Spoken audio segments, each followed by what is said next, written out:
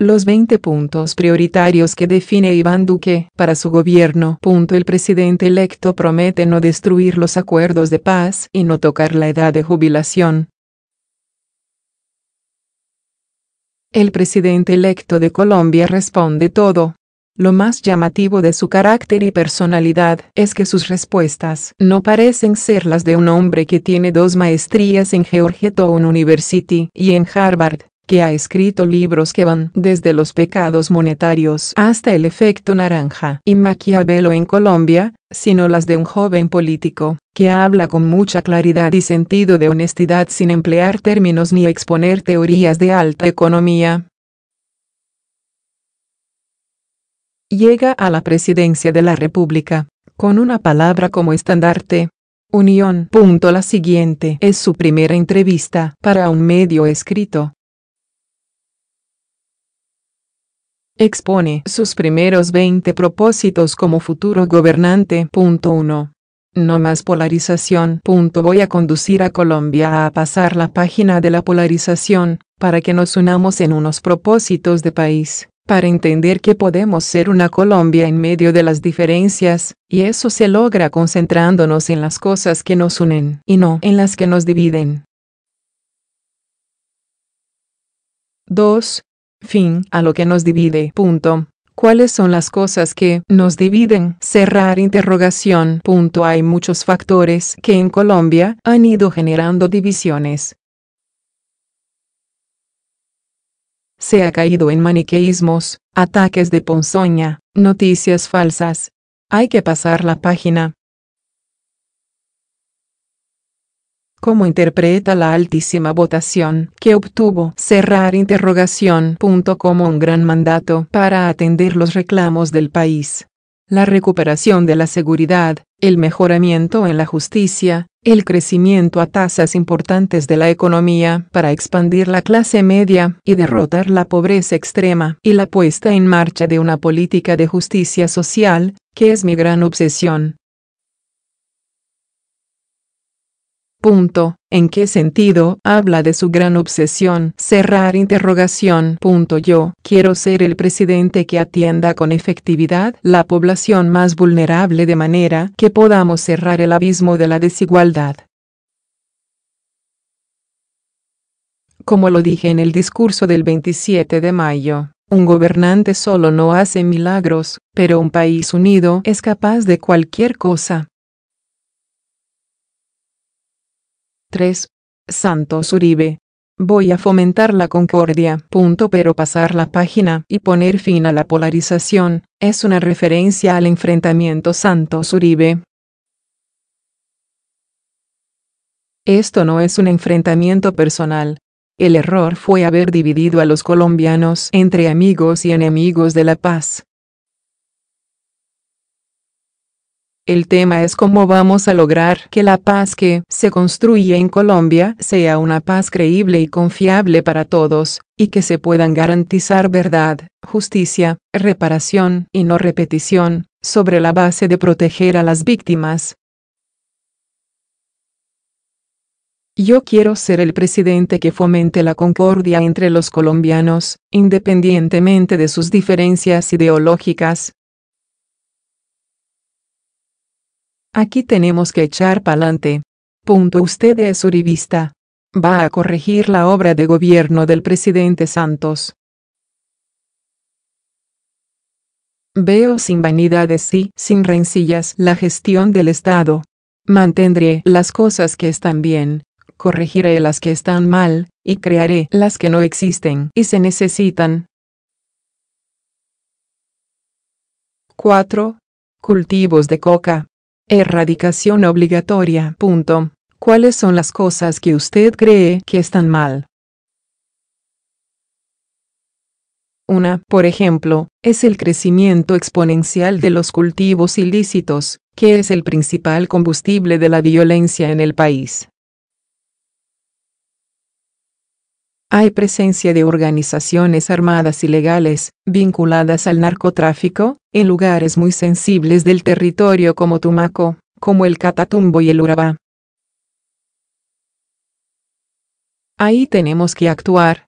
El asunto más preocupante es que los campesinos cocaleros viven de eso. En algunos lugares la coca es casi el único cultivo que brinda oportunidades. Nadie lo puede negar. Pero justamente lo que queremos hacer en esos lugares es desarrollo alternativo y desarrollo productivo. Debemos partir de esta base. Como va a ser muy difícil que un cultivo lícito sea más rentable que uno ilícito, se tienen que hacer obligatorias la sustitución y la erradicación, pero abriendo nuevas oportunidades que conduzcan a la formalización laboral e ingresos estables. Hay sustituciones importantes de cultivos de coca por cultivos de palma. Si hombres como el general Naranjo, de cuya capacidad nadie duda, no pudo liberar a Nariño, a Putumayo, al Cauca de esa siembra, ¿cómo lo haría usted? La reflexión que debemos hacer es esta. ¿Qué fue lo que nos permitió entre 1999 y 2012 reducir de 180,000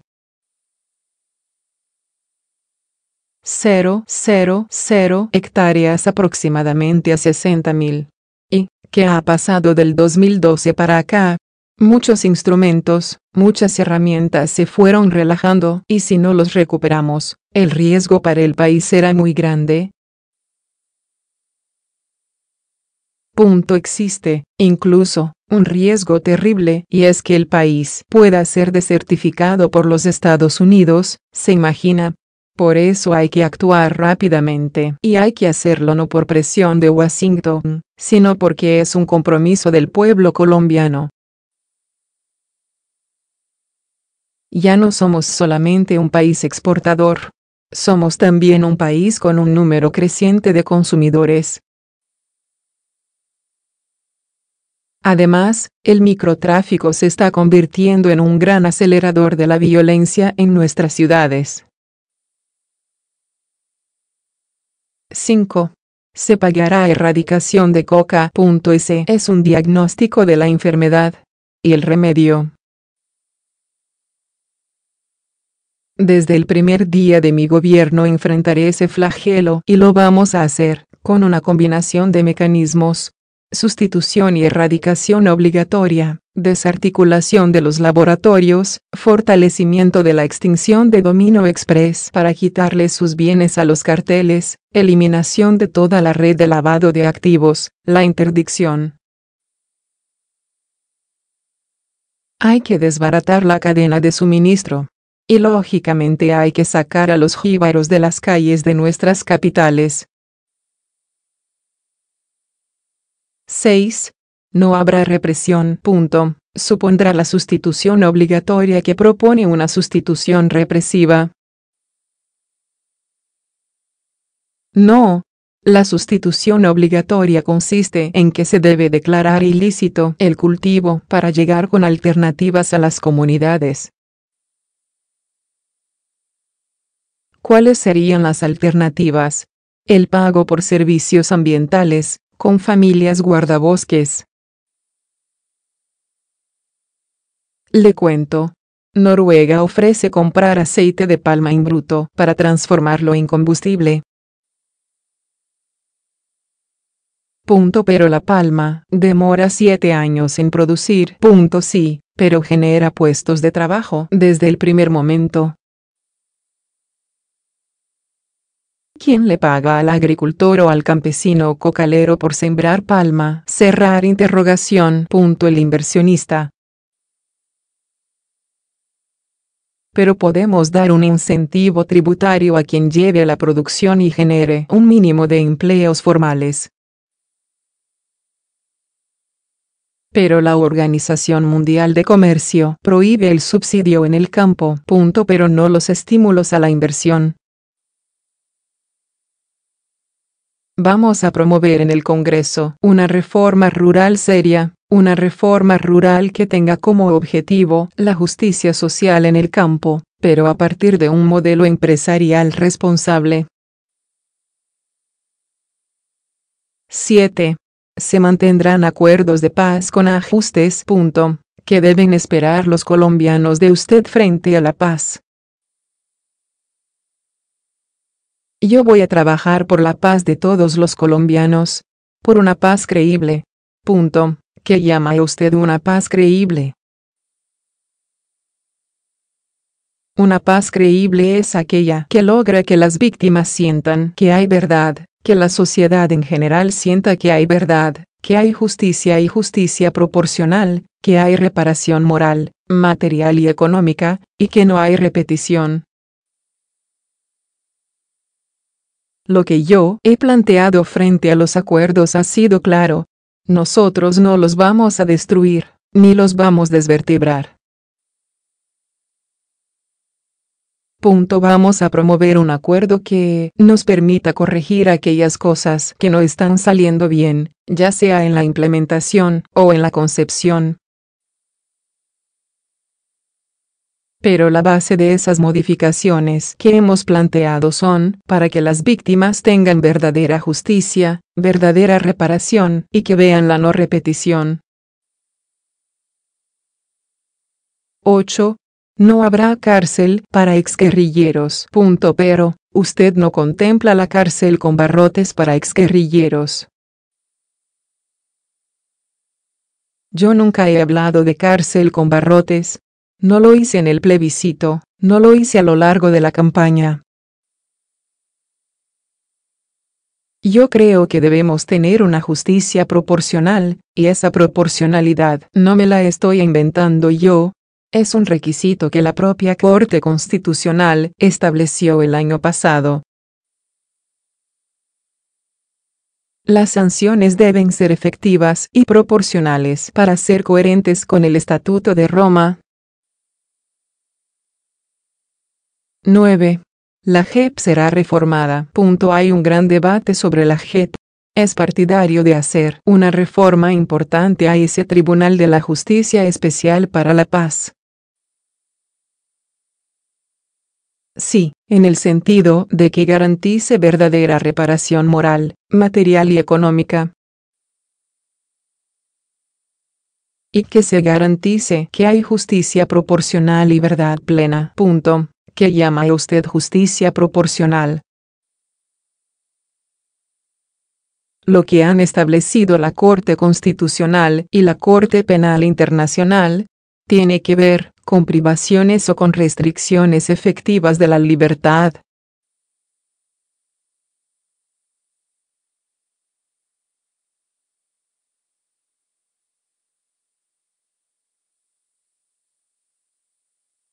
Si alguien cometió delitos de lesa humanidad y está en el Congreso, debe salir del Congreso y ser reemplazado en el escaño parlamentario por otra persona que no tenga deudas con la justicia. Vamos a promover un acuerdo que nos permita corregir aquellas cosas que no están saliendo bien, ya sea en la implementación o en la concepción de los acuerdos de paz. 10. Superar las diferencias. Sectores de opinión han comentado que la altísima votación que obtuvo el candidato Petro no fue a favor de él, sino contra Uribe. ¿Usted qué piensa? Es posible.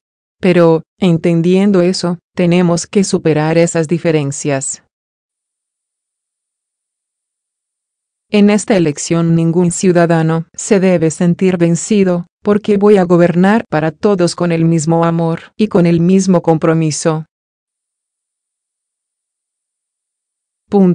¿Usted cree que la alta votación se originó en la polarización del país?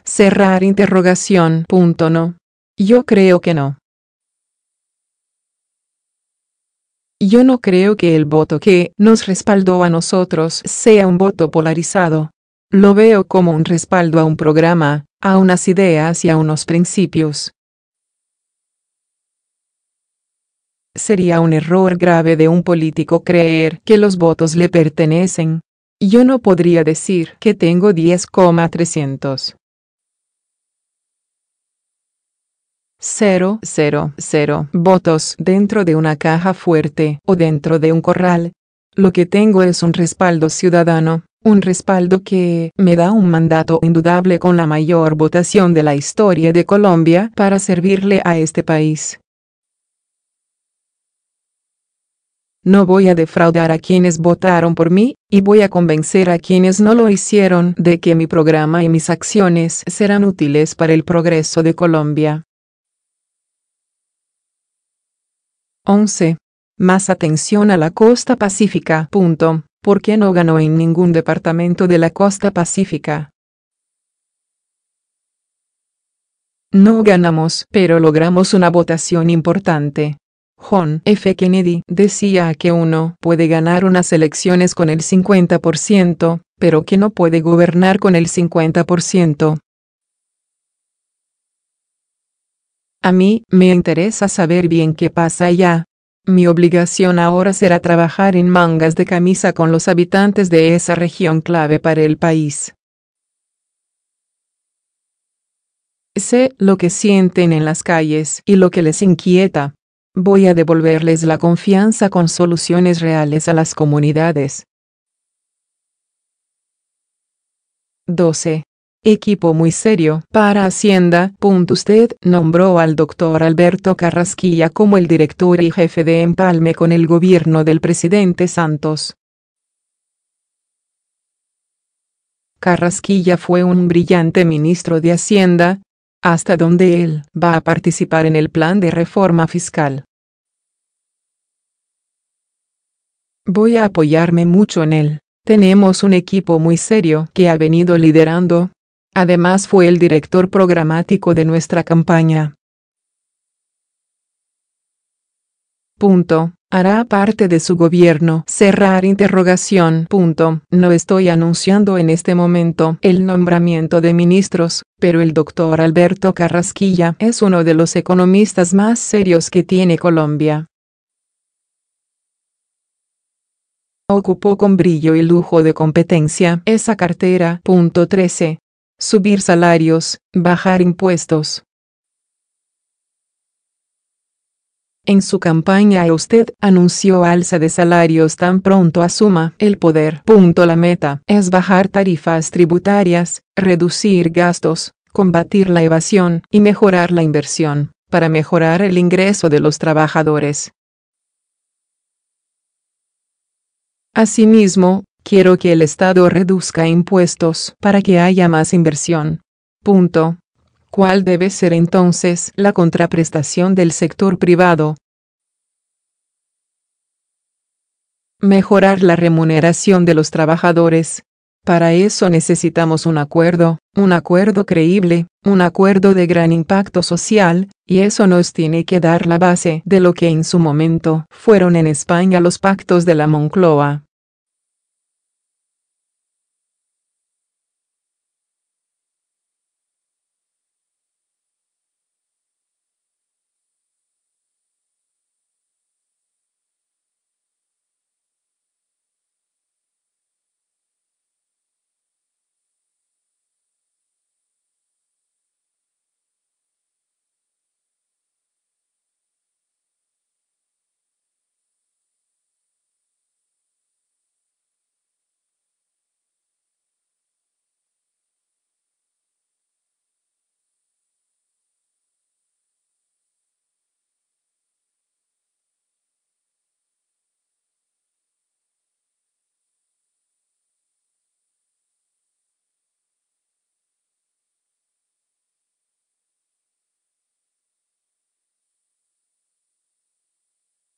Si eso fuera fácil, ya se habría hecho. Pero lo que hoy tenemos es una oportunidad de generar ese acuerdo con el sector privado, con los trabajadores, para poner a nuestra economía a crecer por encima del 5%. 14. Mejoramiento de la calidad de las EPS. Sobre el tema de la salud, ¿qué va a hacer con las EPS? Hay muchas que abusan del ciudadano porque les pagan por el número de afiliados y adquieren muchas veces unos comportamientos indeseables. Prestan un servicio absolutamente deficiente. Lo que yo planteo es que no se les pague solamente por el número de afiliados, sino también por la calidad del servicio acreditada por los usuarios, para sacar de funcionamiento las malas y que se queden las de mayor excelencia en el servicio. Les estoy anunciando aquí mismo. Prestan un servicio de calidad, o salen de funcionamiento. Con la unidad de pago por capitación, UPC, que es lo que se les da a las EPS por el número de afiliados, que proyecta ser. El problema es que muchas reciben la plata de la unidad de pago y prestan un servicio deficiente, y muchas terminan comportándose como si fueran rentistas. Es decir, reciben la plata de la UPC, la manejan fraudulentamente o con bastante desgreño, y fuera de eso prestan un servicio malo. La UPC se debe girar no solo por el número de afiliados, sino por la calidad del servicio acreditada por los usuarios.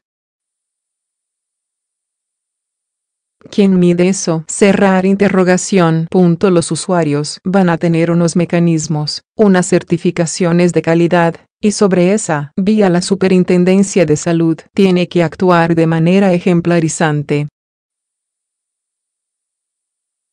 Sobre los sistemas de financiación de la salud, ¿en qué está pensando? Cerrar interrogación. Lo primero es tener las cuentas claras.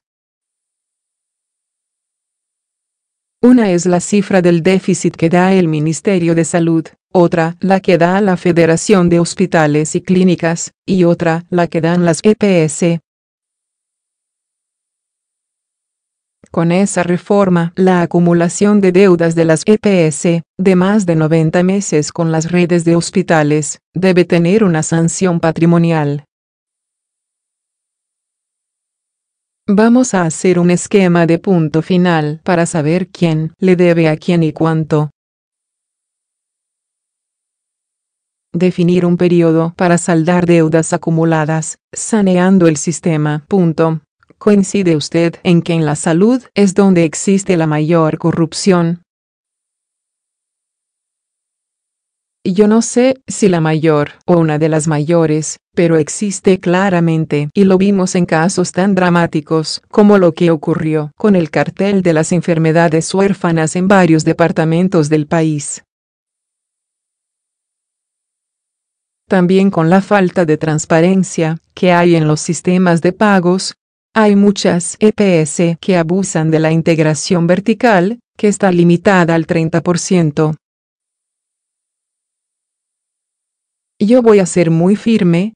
Vamos a tener contabilidad en línea para las EPS y al mismo tiempo facturación electrónica, de manera que podamos observar cuál EPS está haciéndole un esguince a la ley. 15. Lucha contra la corrupción. Pero, ¿cómo va a combatir la corrupción que afecta a la salud? Yo voy a combatir toda la corrupción, y, obviamente, la que afecta el sector de la salud. Digamos las cosas como son. Los hospitales no pueden ser la caja menor de ningún político. Hay que quitarles a los políticos el control de la gerencia hospitalaria en Colombia. Hay que avanzar en el país con la extinción de dominio express para quitarles a los corruptos hasta el último peso de su patrimonio. Hay que desmontar el cartel de únicos proponentes. Necesitamos desmontar abusos en la contratación directa.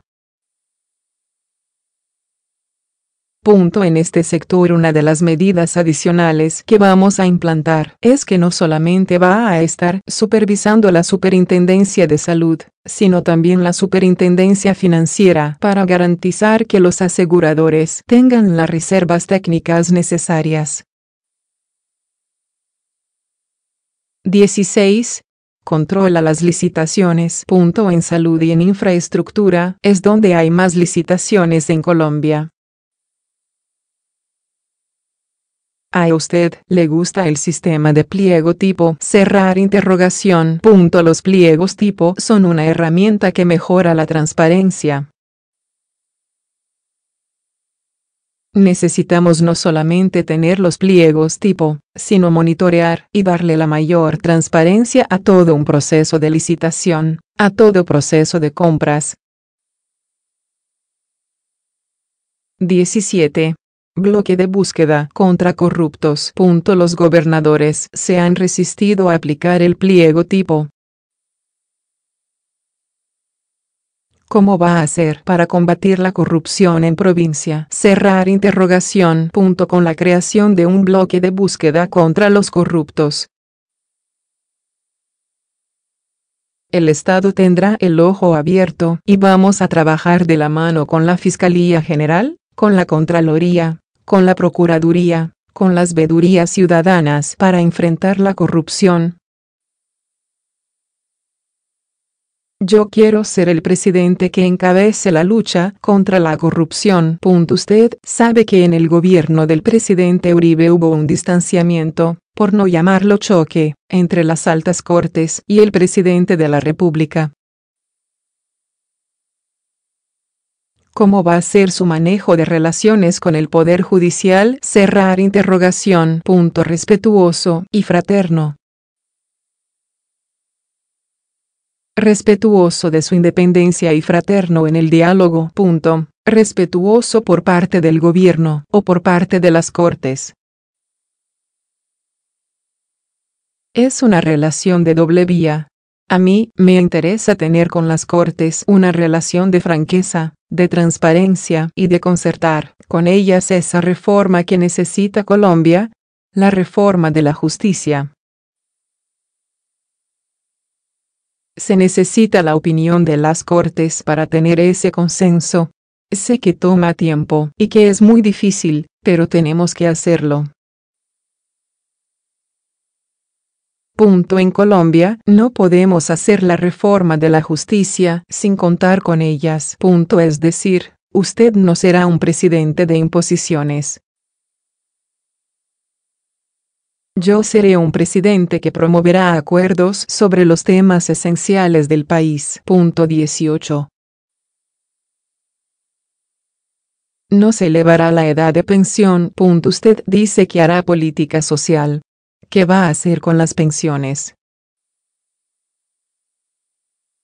Se requiere una reforma que nos permita tener más cotizantes. Yo no voy a aumentar la edad de pensión ni voy a acabar con la pensión sustitutiva. Yo no voy a acabar con colpensiones, pero sí necesitamos una reforma de equidad para que los subsidios de pensión no se vayan para las personas más ricas, sino que vayan para las personas que más lo necesitan. Lo que nosotros debemos garantizar es que no se vean afectados ni los derechos adquiridos ni las expectativas. Buscaremos una reforma de verdadera equidad. 19. No más TLC. Y sobre los tratados de libre comercio. Los tratados de libre comercio son una buena herramienta para abrir mercados. Colombia ha firmado muchos en los últimos años. Desafortunadamente, la balanza comercial con muchos de esos socios es cada vez más negativa. Por eso, no vamos a negociar nuevos tratados en los próximos 4 años, pero nos vamos a dedicar a aprovechar los que tenemos, a hacer una buena diplomacia comercial, una buena diplomacia sanitaria y apertura de mercados. 20. Relación ordenada y respetuosa con Santos. El jueves pasado, ¿cómo transcurrió su primer encuentro con el presidente Juan Manuel Santos? Fue una reunión cordial. Hablamos de temas de la coyuntura, hablamos de asuntos importantes de la agenda nacional, y después sostuvimos un encuentro con el equipo que lleva a cabo el empalme. Creo que el ejercicio se hizo con seriedad, que muestra lo sólida que es la democracia colombiana y que deja clara una relación ordenada y respetuosa